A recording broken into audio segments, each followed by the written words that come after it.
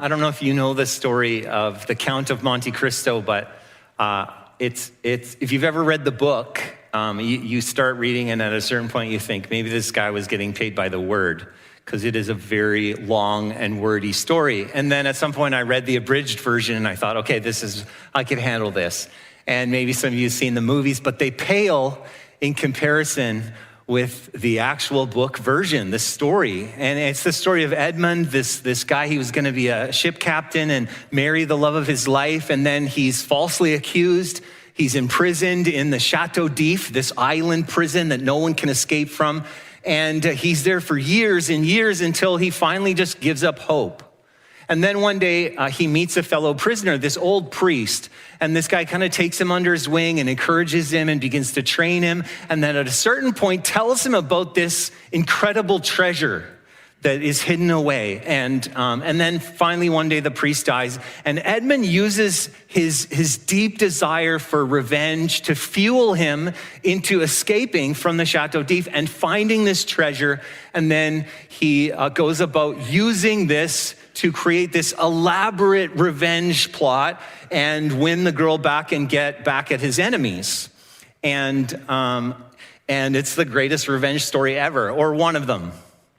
And it's the kind of story that makes sense to us. Falsely accused, imprisoned without trial, and we want revenge. We need revenge. We understand revenge. We like to watch revenge. These are the movie plots, right? Some injustice happens and then the guy goes off and he trains and he trains and he trains, and then he wreaks justice on his enemies, usually by killing them all, is the action plot story, right? And so when we come to this story, Joseph and Judah, it will surprise us as the plot takes a different turn than we're expecting. We are in this series. It's the story of Joseph and Judah. And Joseph is the favored son. His 11 brothers hate this, and they hate his special coat, and they hate his ego dreams. They hate his blabby mouth. And they decide when the opportunity arises that they're going to kill him. Abandon him. They're going to sell him into slavery is finally what they decide. And they fake his death, and they go to their father and show him this coat, and their father grieves inconsolably. And everyone else tries to get on with life, to move on, to work to erase his memory. But the shame won't wash out as easily as the coat. One day, many, many years from those moments, Joseph will say to his brothers, "As for you, you meant evil against me, but God meant it for good, to bring about that many people should be kept alive as they are today." But our story is before that. In our story, Joseph is a slave. He's been sold to this traveling slave traders and then to an Egyptian, a high-ranking Egyptian. Let's read the story. It's Genesis chapter 39. Now Joseph had been taken down to Egypt. Potiphar, an Egyptian who was one of Pharaoh's officials, the captain of the guard, bought him from the Ishmaelites who had taken him there. Yahweh was with Joseph so that he prospered, and he lived in the house of his Egyptian master. When his master saw that Yahweh was with him and that Yahweh gave him success in everything he did, Joseph found favor in his eyes and became his attendant. Potiphar put him in charge of his household, and he entrusted to his care everything he owned. From the time he put him in charge of his household and of all that he owned, Yahweh blessed the household of the Egyptian because of Joseph.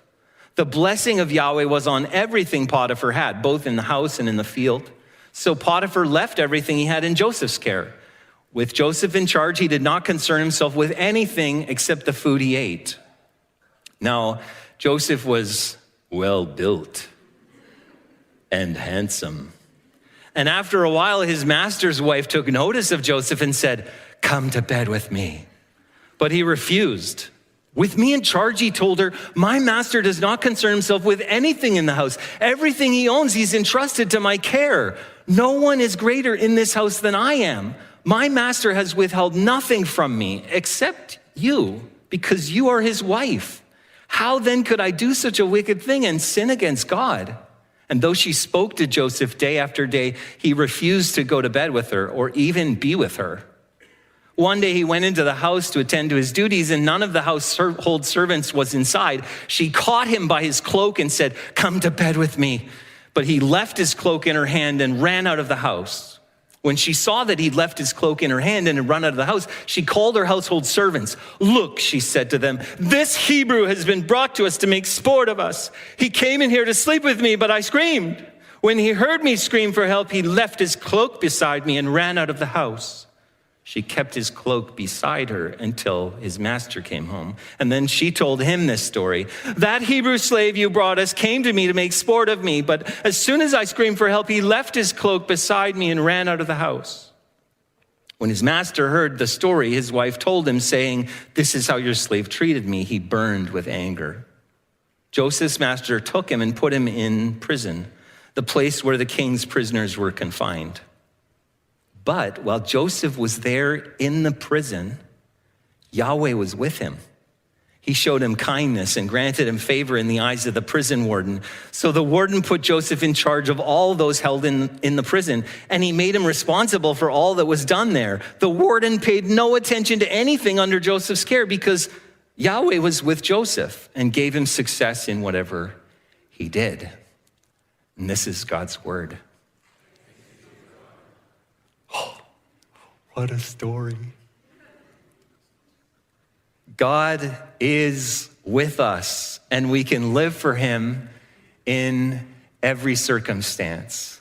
God is with us, and we can live for him in every circumstance. Wherever, whatever happens, no matter what.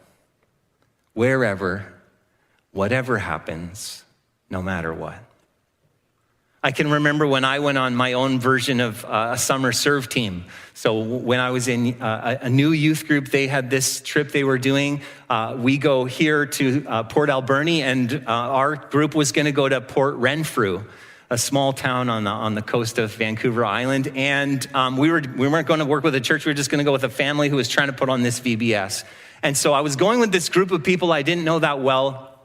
And we were traveling on this very bumpy kind of logging road for a few hours. And if you know my story, I have arthritis that would sometimes flare up at that point. And as we made this drive, my arthritis started to flare up. Now, I was in high school. I was like uncomfortable. I didn't even know these people. I hadn't brought any medication. And I knew that without medication, I would go into a flare up and I wouldn't be able to walk. And so I was like, oh, this is not good at all. And so we arrived in Port Renfrew. The aching is starting. I can feel it. And then they said to us, okay, the girls are going to sleep in this house and the boys are all going to go sleep down on the beach in tents. And I thought, oh, this is really not good.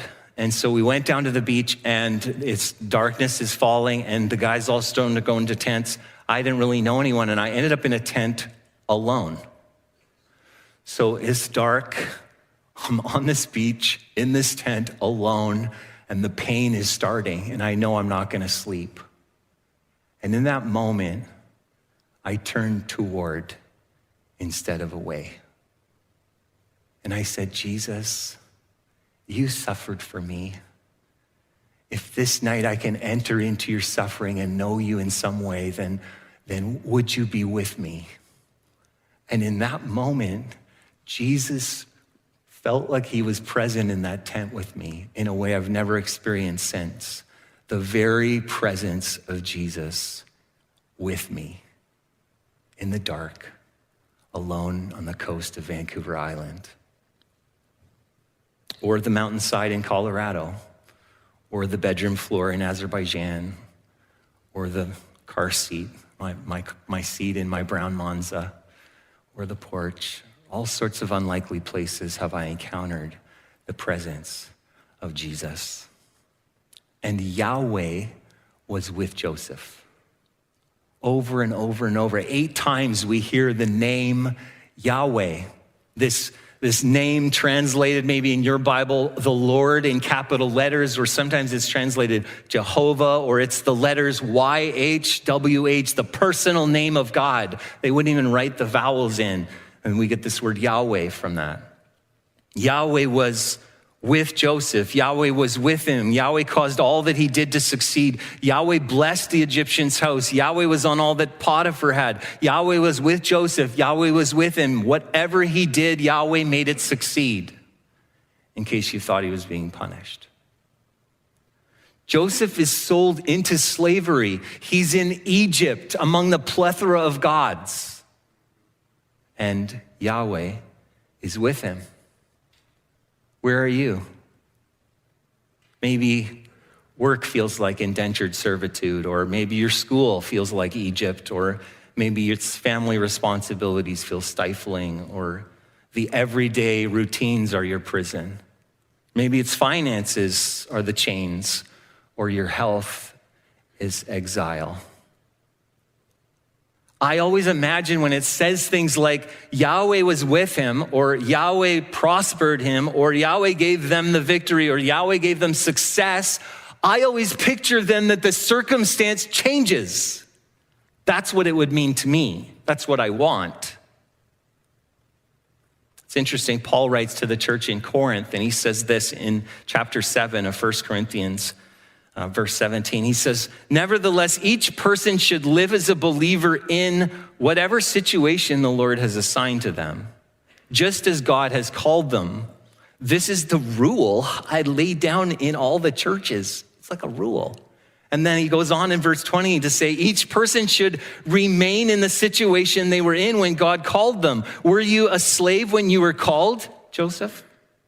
Don't let it trouble you, although if you can gain your freedom, do so.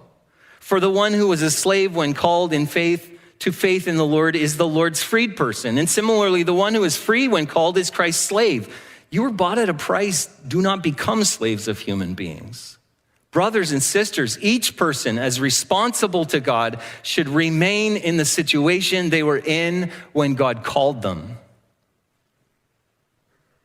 Why does Paul write this? Because we chafe against the where, don't we? We always think that will fix it. If only I was there, it would be better. Or if I go here, it will be better. Or if this changed, I could do what God wants. But God is with you wherever. He's also with you whatever happens. I can remember growing up in the church and as a teenager hearing this story that we read today and thinking, I don't know if I could do what Joseph does. If I'm honest, that's what I thought, filled with hormones and in my own battle to master the temptations of my sexuality. I couldn't imagine being far away from my church and my family and my culture and then somehow overcoming such overt sexual temptation. Joseph is far away from everything he knows. No one can see him. No one worships his father's God. No one cares what he does. He's utterly alone. I mean, we wouldn't blame him if he went and had sex with the shrine prostitute or married a local girl or had a fling with his master's wife. After all, he's the one who was abandoned and sold into slavery by his family. Weirdly, Joseph chooses the God of Abraham and the God of Isaac and the God of Jacob. Where I might explore my options or sow my wild oats, Joseph follows Yahweh, and not for an inheritance or the family blessing, because that's all died. No, he chooses God for God's sake, for God alone. And he's a stand-up guy. He's faithful, he's trustworthy, he's favored, he's successful, he's handsome, and he's focused on pleasing God, so he won't sleep with your wife, unlike his brother Reuben, who does just that. I remember seeing taped on a gas station counter once when I was a young adult. I was there and I saw on the counter just this phrase. It said, never hesitate to do what you know is right. And I thought, oh, that's interesting. Paid for my thing, went to my car, and then I kept thinking about it. Never hesitate. Yeah, that's good. Never hesitate to do what you know is right. Yeah, that's really good. And then I liked it so much, I thought, I'm gonna put that on my wall. So I typed it out, put it on my wall, and I was like, this is gonna be one of my mottos. I'm gonna try to live by this. Never hesitate to do what you know is right. Because we all experience temptation, don't we? Even Jesus knows the feeling. Temptation is the pull, that orbit of sin, that gravity that pulls us in and we succumb. Maybe you said it doesn't matter, or no one will know, or it won't hurt anyone, or it will stay hidden, or I can stop whenever I want. And you have been ensnared by death itself. The payout, the penalty, the wages of sin is death. See, Joseph is a handsome guy. It's the same words to describe him are used to describe his mother, who's very beautiful. They're both attractive. He's his mother's son. And usually in these kinds of stories, it's the wife who gets noticed. If you read back some of the other stories, in this one, it's Joseph who gets noticed. And she says to him, come to bed with me, which is literally come lie down beside me. And it's not a phrase used of marital relations. It's something else. And usually she gets what she wants, it seems like. Joseph has a couple strategies for overcoming temptation. The first one is to resist. Joseph resists. He says no repeatedly. He sets his face to Yahweh. He fixes his gaze on his purpose and his calling. And in this case, it's to be a good and trusted steward. And he even says that to her. This is what I'm doing. This is what I'm about. So I can't be a part of that. James 4:6 says, submit yourselves then to God. Resist the devil and he will flee from you. Or Jesus says to his own disciples in Matthew 26 and in Mark and in Luke, watch and pray so that you will not fall into temptation. The spirit is willing, but the flesh is weak. Pray, resist it. It is not futile to resist. The second strategy is to run. Joseph literally runs out. He leaves. He removes himself from the situation. It reminds me of 2 Timothy 2:22, which says, flee the evil desires of youth. Pursue righteousness, faith, love, and peace along with those who call on the Lord out of a pure heart. Or 1 Corinthians 10:13, no temptation has overtaken you except what is common to mankind, and God is faithful. He will not let you be tempted beyond what you can bear. But when you are tempted, he will also provide a way out so that you can endure it. In this case, the out is the door. He can run out the door. He could leave that situation. And I think for most of us, if you looked at the temptations in your story, there's an off-ramp somewhere that you could take or you can take if you're willing. Commentators will observe that this whole story sounds a lot like the wisdom of the Proverbs. There's a whole section on being careful around the adulterous woman. And in Proverbs 5, this is what it says. Verse 3 says, for the lips of the adulterous woman drip honey, and her speech is smoother than oil. But in the end, she's bitter as gall, sharp as a double-edged sword. Her feet go down to death. Her steps lead straight to the grave. And it goes on. This sense of death being a part of this. And then also in Proverbs 7, with persuasive words, she led him astray. She seduced him with her smooth talk. All at once, he followed her like an ox going to slaughter, like a deer. Listen to this language. Like a deer stepping into a noose till an arrow pierces his liver, like a bird darting into a snare, little knowing it will cost him his life. Like wisdom will warn you to heed the danger around sexual stuff. That's the wisdom of the proverb.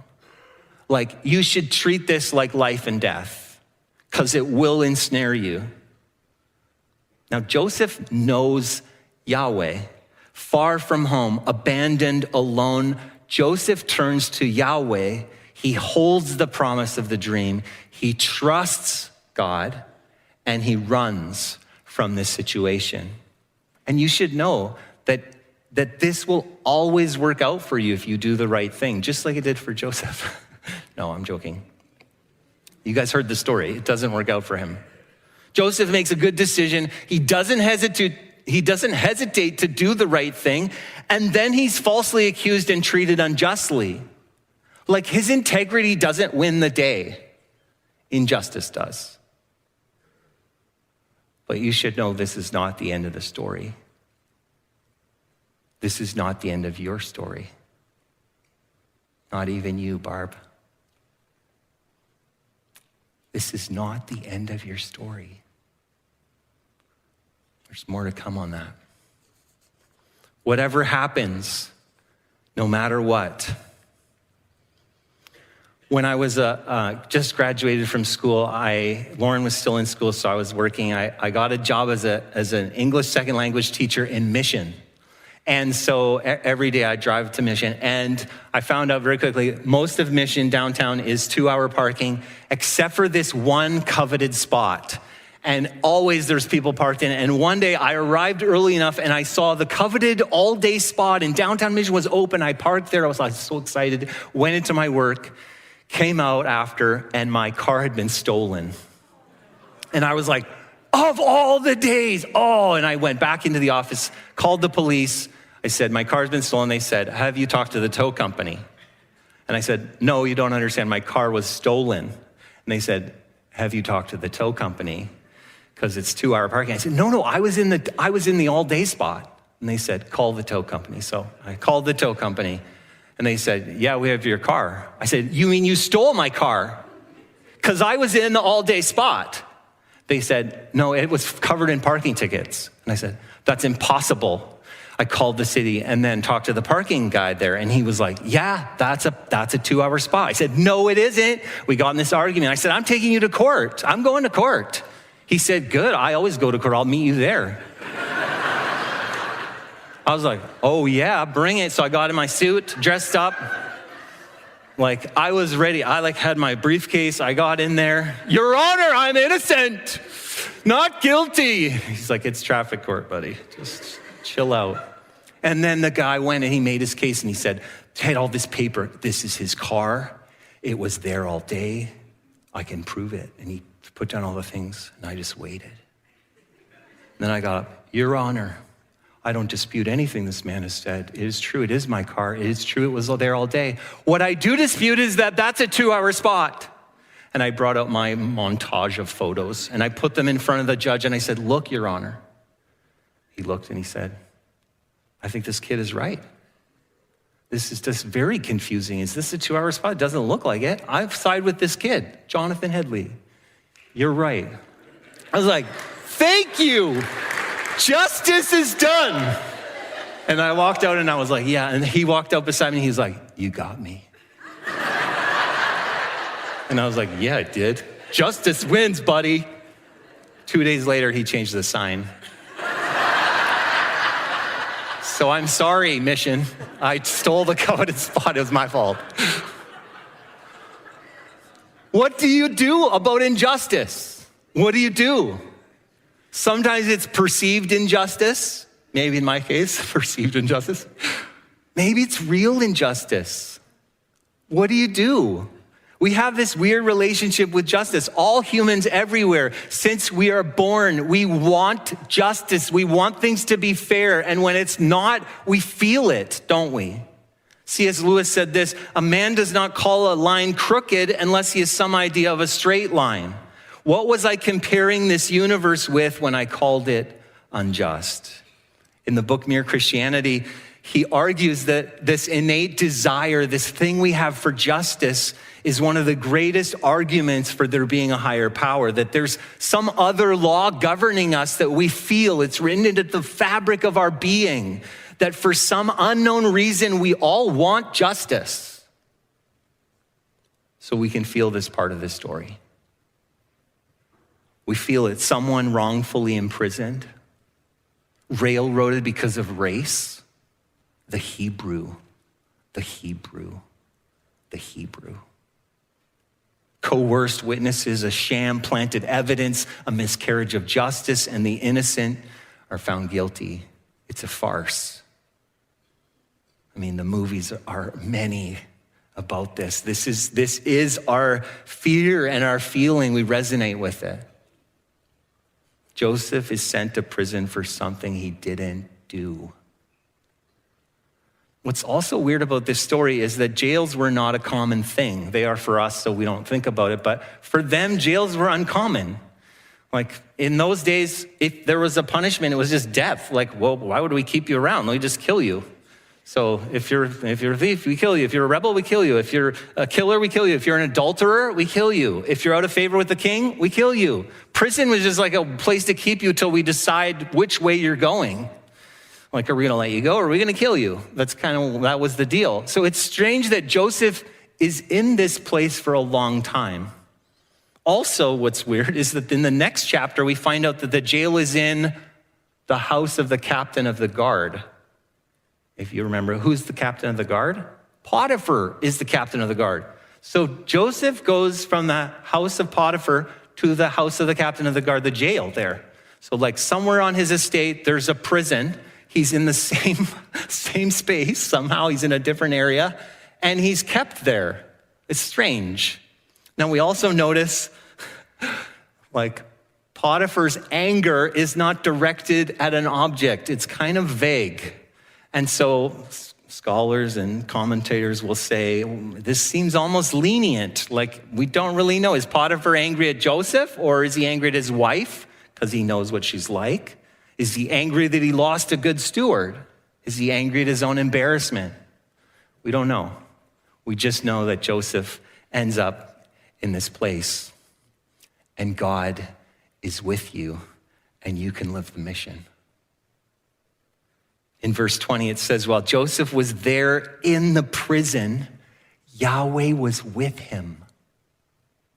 He showed him kindness.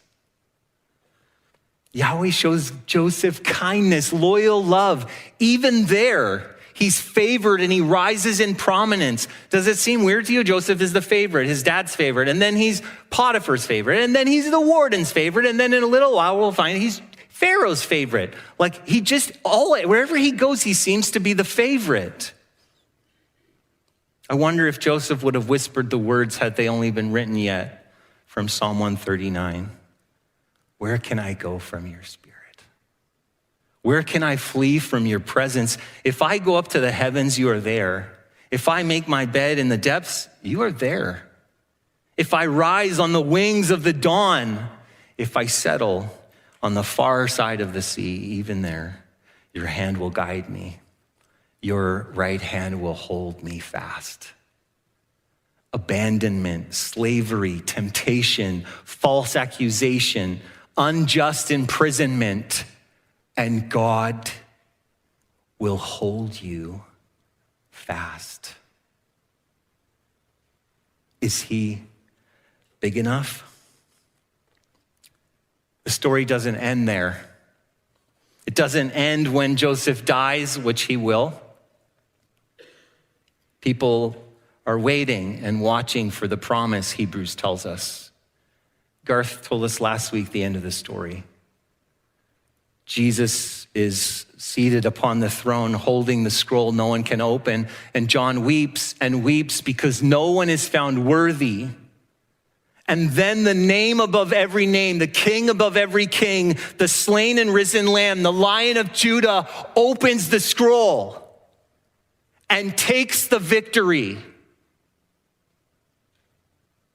So is he big enough to hold you, to sustain you, to carry you? He is. He is. In conclusion, God is with us and we can live for him in every circumstance, wherever. Joseph is sold into slavery, but Yahweh is with him. So wherever you find yourself, God is with you and you can live the mission. Maybe you need to stop asking God to change the place and start to change your heart. And whatever happens, Joseph is tempted and falsely accused, but Yahweh is with him. Temptation happens for everyone, and Joseph has these strategies, but whatever happens, you should know that this does not determine who you are. And no matter what, Joseph is unjustly imprisoned, and Yahweh is with him. And we react viscerally to this injustice, to this sense it feels wrong on every level. And if it happens to you, even if it happens to you, God is with you. This is not the end of our story. Would you pray with me? Jesus, we come and we see you here. This drawing near. And we know that you did this in the most real sense by putting on flesh, skin, coming in human form, drawing near to us in our story, and then making a way for all time that we could come and be in relationship. We could be at peace with our King. We could experience justice in the fullest sense. And so, Jesus, today I just pray that you would come and as we draw near to you, you would draw near to us, that we would know that you're holding us, that you're working, and that you're faithful. We do love you. Amen.